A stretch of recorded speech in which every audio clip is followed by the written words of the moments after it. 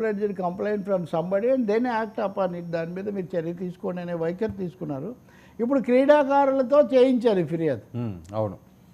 కాబట్టి ఆట ఇది సాగుతూనే ఉంటుంది. ఇది ఆడదాం ఆంధ్ర అంటున్నారు. ఇప్పుడు ఆడదాం అన్నది అది ఇప్పుడు ఆంధ్రప్రదేశ్ అంతటికీ ఆంధ్రప్రదేశ్ రాజకీయాలకే వర్తిస్తుంది ఇప్పుడు ఇంకా. అందులో ఎన్నెన్ని ఆరోపణలు, కుంభకోణాలు, బూతులు, దాడులు, ఒక 10 కేటగిరీలు ఉన్నాయి. ఈ 10 కేటగిరీలో ఏదో కేటగిరీలో ఆడతారు. అవును, అంతే సార్. సిఐడి నోటీసులు ఇచ్చిన ఒక్క జోగి రమేష్ వాళ్ళ అబ్బాయిని తప్పించి మిగతా వాళ్ళని ఎవరిని కూడా అరెస్ట్ చేయలేదంటే ఏంటి? ఒక భయానికి, ఒక టెన్షన్కి గురి చేయడమా? ఖచ్చితంగా. అదేదో పిల్లికి చెలగటం, ఎలకకు ప్రాణసంగం. ఇందులో అందరూ పిల్లులు, ఎలకలు ఇక్కడ ఏం లేవు. ఎప్పుడు ఎవరు పిల్లి రోల్ వేస్తారనేది ఒకటే సమస్య ఇక్కడ. కాబట్టి జోగి రమేష్ కొడుకునేమో డైరెక్ట్గా అరెస్ట్ చేశారు. ఆయన అంతకుముందే ముందస్తు బెయిల్ తెచ్చుకున్నారు. ఈయన కూడా విచారణకు హాజరయ్యారు కదా. ఇప్పుడు నిన్న మనం చర్చించాము. ఉదాహరణకు దేవినేని అవినాష్ను శంషాబాద్ విమానాశ్రయంలో పోలీసులు చెప్తే వెనక్కి పోయారు. ఆయన దుబాయ్ ప్రయత్నిస్తే వీళ్ళు ఆపేశారు. ఈ న్యూస్ అంతా వచ్చింది. ఆయనేమో నేనెందుకు పారిపోతాను, నేను ఎక్కడికి వెళ్ళాలనుకోలేదు, నాకేం భయం లేదు, పోలీసులకు వెళ్ళి చెప్తాను నాకు అని ఆయన చెప్తున్నారు. మరి అదంతా అంత కథ అదంతా. మరి అలా అయితే ఆ కథ సృష్టించిన వాళ్ళు ఎవరు? వాళ్ళ మీద ఆయన తప్పకుండా చర్య తీసుకోవాలి. అథారిటీస్ చెప్పారంటే అది నిజం కాదా? వెళ్ళదలుచుకోలేదా అసలు? కాబట్టి ఇందులో ఏది నిజము, ఏది కాదు, ఏది ఎంత నిజమైనది కూడా అన్ని ప్రతిజ్ఞలు చేసే బదులు మీరు వాలంటీర్ చేయొచ్చు కదా పోలీసుల దగ్గరికి వెళ్ళి. నా మీద ఇలాంటి మీరు సీరియస్గా తీసుకోవాలి కదా.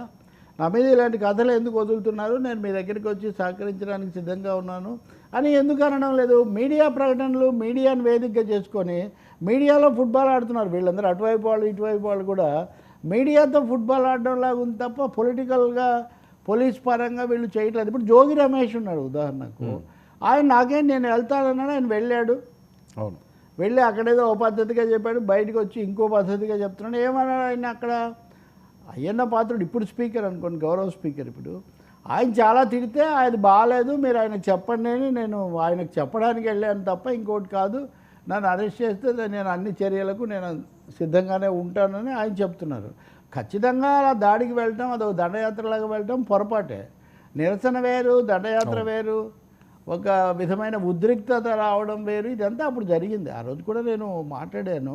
బట్ ఎనీవే, జోగి రమేష్ అయినా, ఇప్పుడు అవినాష్ అయినా, జోగి రమేష్ అయినా మేము సిద్ధంగానే ఉన్నాం అంటున్నారు. కాబట్టి ఇప్పుడు వైసీపీ నాయకులందరూ ఎవరెవరి మీద పేర్లు వస్తున్నాయో దే కెన్ వాలంటీర్. అప్పుడు ఈ టెన్షను, ఈ పోలీసులు ఇదంతా కూడా తగ్గుతుంది కదా. మరి ఏ లెవెల్లో పెడతారు? వంశీ ఉన్నాడు, వంశీ మీద కూడా పార్టీ ఆఫీస్ మీద దాడి కేసే, అవినాష్ మీద కూడా దాడి కేసే, రమేష్ మీద కూడా దాడి కేసే.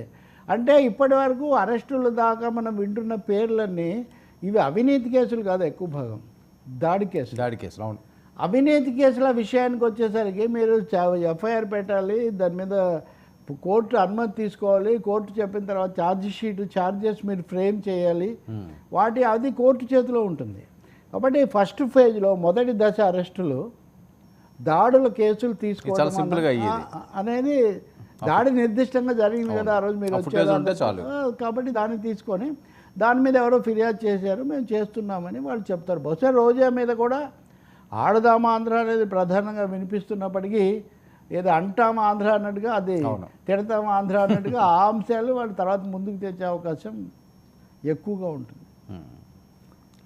కానీ ఒకటండి, దీని మీద చర్య తీసుకోవడానికి ఏమీ అభ్యంతరం లేదు. ఎక్కడెక్కడ తప్పులు, అక్రమాలు, లేకపోతే ఏమన్నా దూషణలు ఉంటే తప్పకుండా చర్య తీసుకోవచ్చు వ్యక్తిగత. కానీ దాన్ని ఒక కంటిన్యూస్ అజెండాగా చేయడం అనేది కొత్త ప్రభుత్వానికి ఏమి మేలు చేస్తుంది? పార్టీకి చేయొచ్చు, కానీ అది మామూలుగా జరిగిపోవాలంటే it should be silent operation. It should be more ఏమనాలి, ఇక్కడ గొడవ చాలా ఎక్కువగా జరుగుతుంది. అరెస్ట్ అయిన వాళ్ళు చాలా తక్కువ. నువ్వు అన్నట్టు ఆ జోగి రమేష్ కుమారుడు ఒక్కడే అరెస్ట్ అయ్యాడు, మిగతా వాళ్ళందరికీ పంపించారు. దశల వారీగా ఉంది, వాళ్ళు బెయిల్ తెచ్చుకుంటున్నారు, తిరుగుతున్నారు, అదే జరుగుతుంది. ఈ ప్రహసనం కొనసాగుతూ ఉంటుంది అనమాట.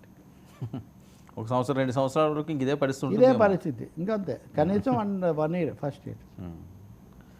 సార్, ఈ పిఠాపురం రాజకీయాలు నిన్న మీరు అన్నారు కదా ఇందాక ఐఏఎస్ ఐపీఎస్, నిన్న కూడా నేను మాట్లాడారు. లోకేష్ నిన్న ఓపెన్గా బయటపడ్డాడు, ఇదే నడుస్తుంది, నాకు మ్యాండేట్ ఉంది అన్నారు. ఐఏఎస్లను ఐపీఎస్లను అక్కడ పెట్టడం అంటే మన కామెంట్స్ దగ్గర కూడా చాలామంది కింద ఒక 100 మంది దాకా కామెంట్ చేశారు. తప్పు చేసిన వాళ్ళను ఎందుకు వదిలిపెట్టాలి, అసలు మీరు ఎందుకు తప్పు చేసిన వాళ్ళను వదిలిపెట్టడము, లేకపోతే తర్వాత వచ్చిన ప్రభుత్వం గత ప్రభుత్వం మీద చర్య తీసుకోకూడదు అన్నది అనే మాట కూడా